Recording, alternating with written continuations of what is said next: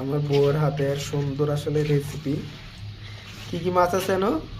চিংড়ি মাছ, তারপরে হচ্ছে ট্যাংরা মাছ, মলা মাছ,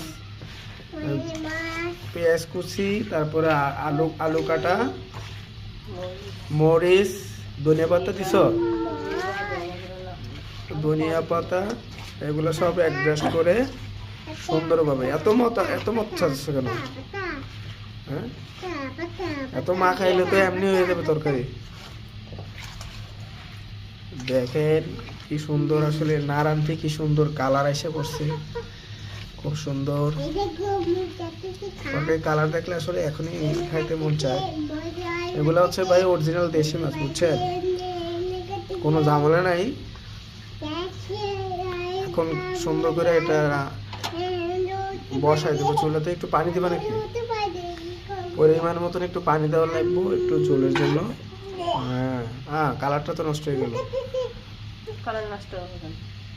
আচ্ছা যাক, কালার বলে আবার ঠিক থাকবো। এখন সুন্দর করে মাখা, তারপরে চুলায় বসাই দেবো। বসাও চুলায় বসাও।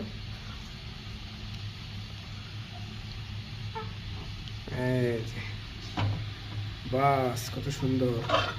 কতক্ষণ লাগবে হইতে?